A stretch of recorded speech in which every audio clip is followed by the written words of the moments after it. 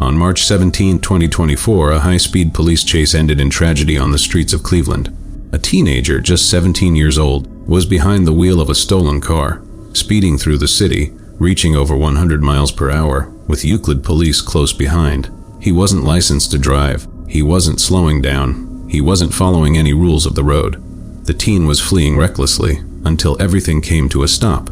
A deadly stop, as the car raced through the intersection of East 156th Street and Calcutta Avenue. This happened.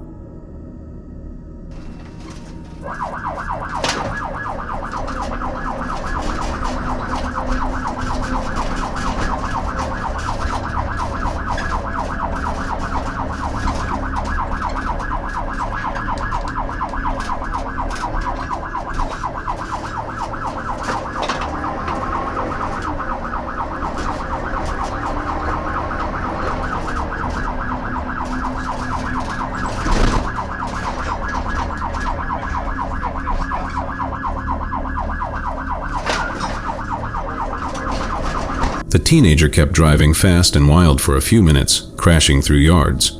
Somehow, he made it onto the highway, speeding past 100 miles an hour, where things took a disturbing turn.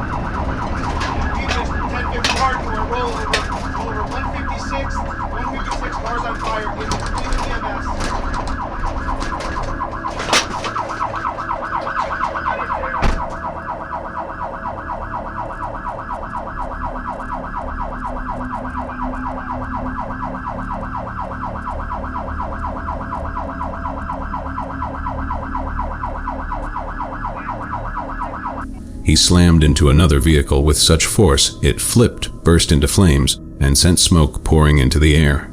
The driver of that second car was Michelle Wall, a 44-year-old woman. She didn't survive. Michelle's car was destroyed in seconds, and that fun joyride, it cost her life. The teen behind the wheel was taken into custody at the scene. He now faces multiple criminal charges, and it turns out the car he was driving had been stolen just 2 days earlier during a carjacking, where 10 men robbed 2 women at gunpoint outside a bar in Cleveland. The crash was so violent it forced the closure of I-90 West and part of the street. Police and EMS rushed to help, but it was too late for Michelle. Cleveland EMS reported that 2 teenagers, a 17 and an 18-year-old, were rushed to the hospital in serious condition.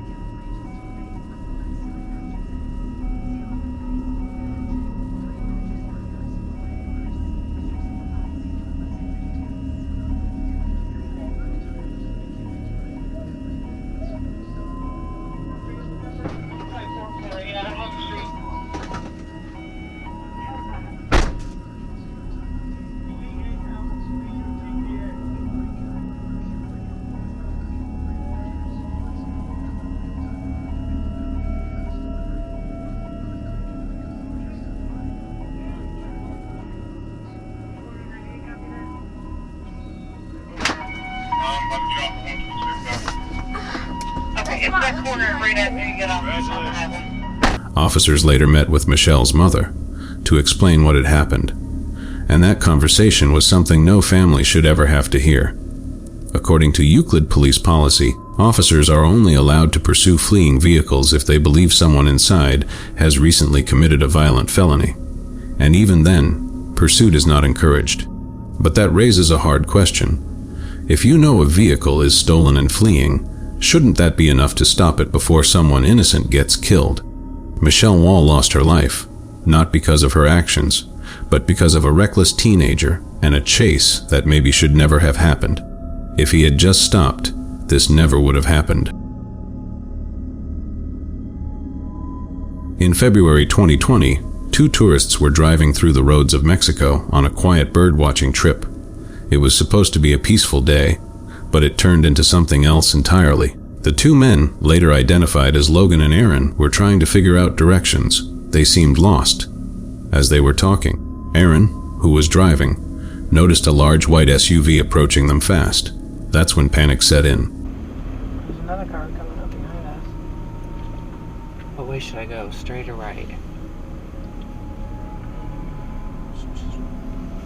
That's the right way. I guess straight. I don't know either. Just pick one. I'll go straight. Bike on this road, so there must be civilization somewhere over here. Looks like there's a town up here, or a little village.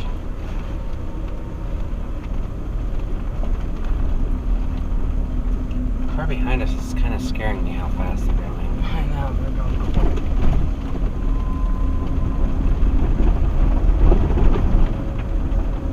It's not scaring me. It's scaring me because what if they're speeding up on us to rob us or something?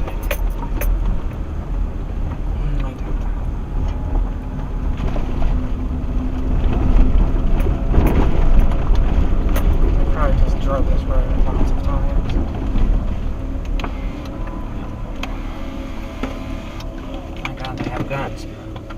Jesus. Go! No, please. What? Please. Please, what?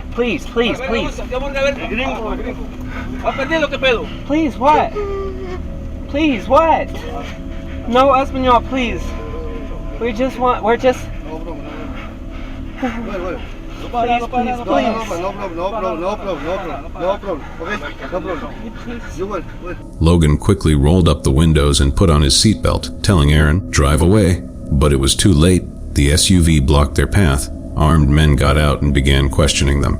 They spoke in Spanish, aggressive, urgent, demanding to know why Logan and Aaron had entered their land, asking where they were going, who they were. Por favor. ¿Dónde vas? Hey, please. No problem, okay? I'm about to pass out. No problem. Logan, don't. It's okay. It's okay. No problem, okay? What? You will. Can we go? Well done.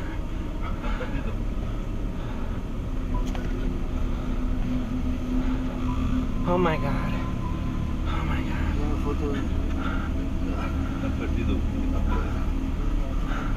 Please. No, okay. Hey, no.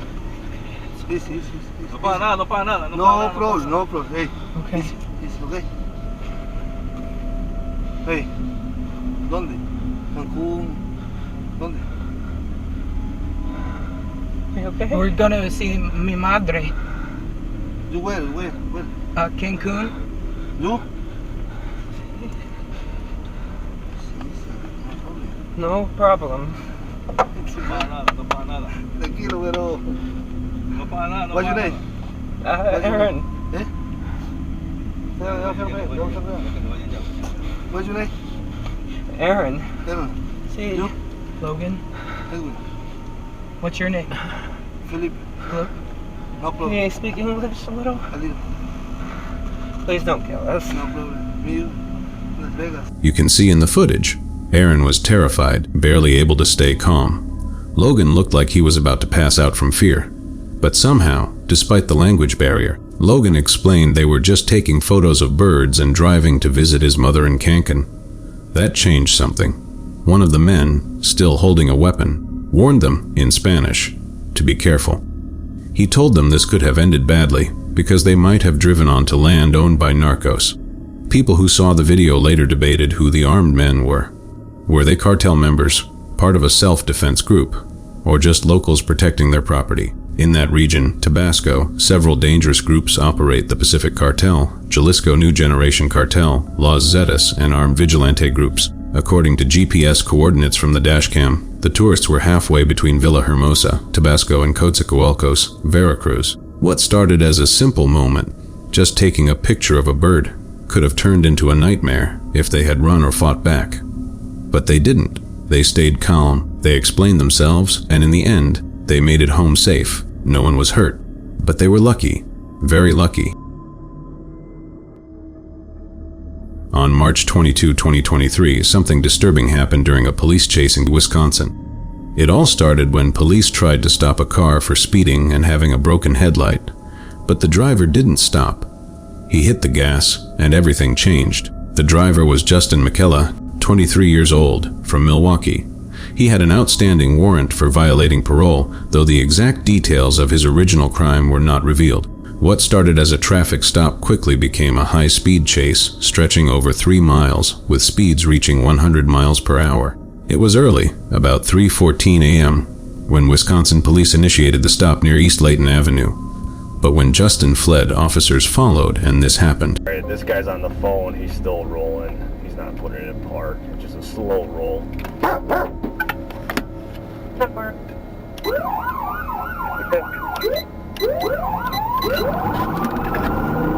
Alright, he's taking off on me. We are in the eastbound Barnard from Sweet Applewood, coming in pursuit. Speeds at 45. He's 88 miles an hour. Road's dry, no traffic.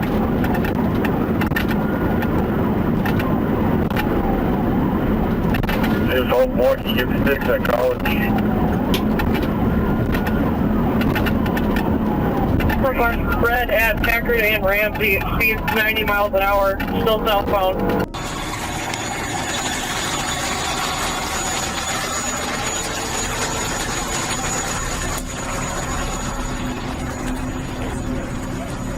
Look away if you don't want to be in the photo here.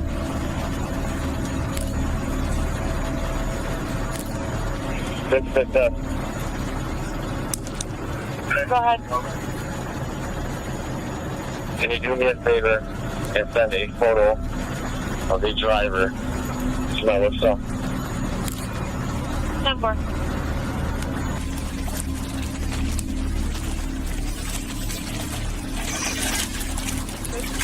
Thank you so much. Before I fall. Officials say Makila was killed in the crash. Eventually, the chase was called off, but the danger didn't end there. About an hour and a half later, Justin's car was found, crashed and lying down an embankment on Oak Creek Parkway, near North Chicago and Rawson Avenues in South Milwaukee. He had died at the scene. There was no one else in the car, just a single vehicle crash and a tragic end. Reports say Justin's girlfriend was on the phone with him during the chase, begging him to stop, though that part hasn't been officially confirmed. He called me and he's like, I'm 4 minutes, the police behind me. I'm like, just pull over, I don't want my car to get totaled. Then he's like, the phone finna die. The phone died, I've been trying to call. So he was on the phone with you when I initially stopped him? Yes. Okay, because I could see him on speakerphone. I'm trying to figure out where's my car located at. You guys were just literally on a chase with my boyfriend, and he called me saying the police is behind him. I'm like, just pull over. What's his name? Justin? What's his last name? Makila. He Makila? was in a Mazda. It's a Mazda what? 2000 Portage. What color? Like a dark blue. Do you know your license plate at all? Yes, I have it in my phone. So unfortunately, we don't have your boyfriend or the vehicle right now. The best thing he could possibly do is, come and talk to us. I just want my car. Okay. I just brought my car. It's my first car. I don't even care about him right now. I just want my car. All right. Do you have your boyfriend's, like, does he have a iPhone at all? Are you able to track his phone? No, I have his phone number, but it's just going straight to voicemail. I don't know why he get in a pursuit with my car. It's my first car. A nearby resident, Candace Bush, told the Milwaukee Journal-Sentinel that she saw the aftermath, officers at the scene, a body covered by a sheet near the creek, but she hadn't heard the crash itself. Thankfully, no other people were injured. But still, this could have easily ended much worse. It all began with something small, speeding and a headlight out, but because Justin had a warrant, he ran, and running cost him his life. These high-speed chases might seem like action out of a movie, but in real life, they often end in tragedy, especially in crowded urban areas. If Justin had pulled over, this never would have happened.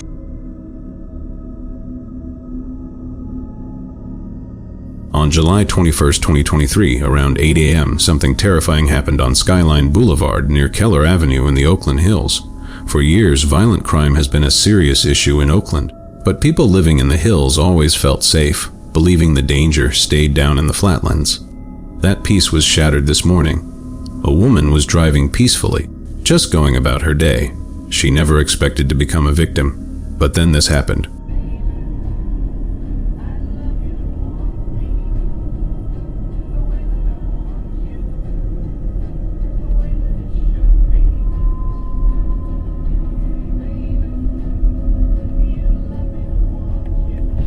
Come on now, quit fucking around. No. Ah!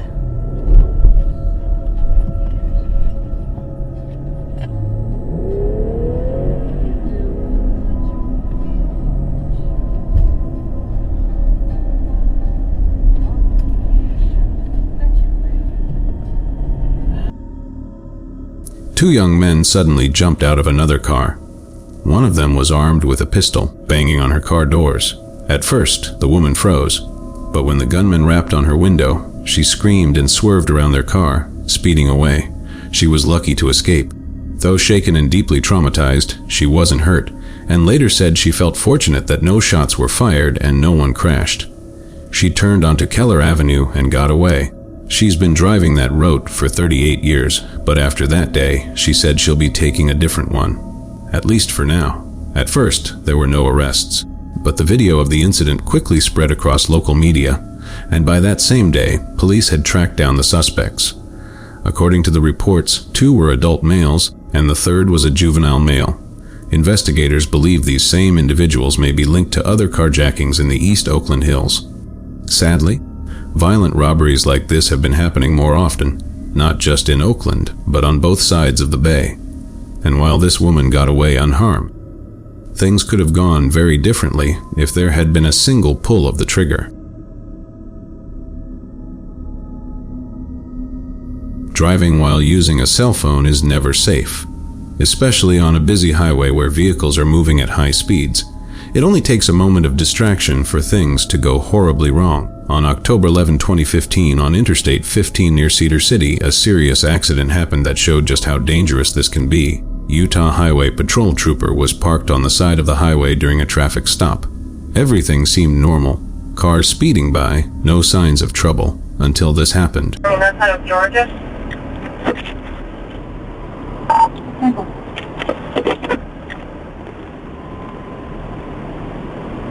Yeah, buddy.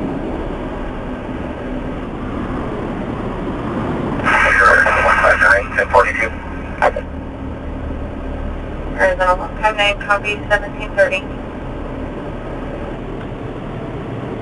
He's around a car. He is a renter.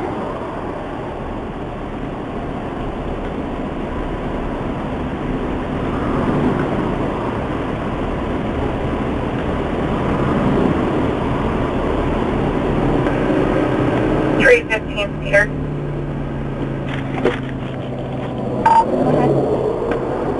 Do you have a number? I'm not getting back that name of the OB. 10-4.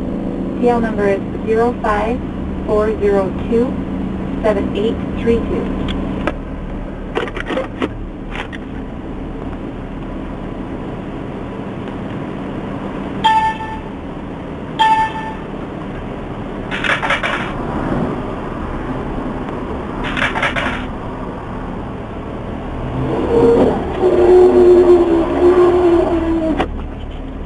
Peter, I got a 1050, almost hit me. It's rolled. Yeah, different 111, you copy, and traffic.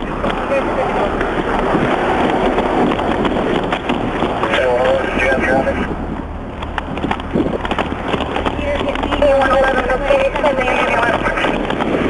10-4, trying to get a hold 111 now. She just had a PI occur. I almost hit down B. My number is 72. I 15 northbound. See us sit roll. 10-4 out. 10-4.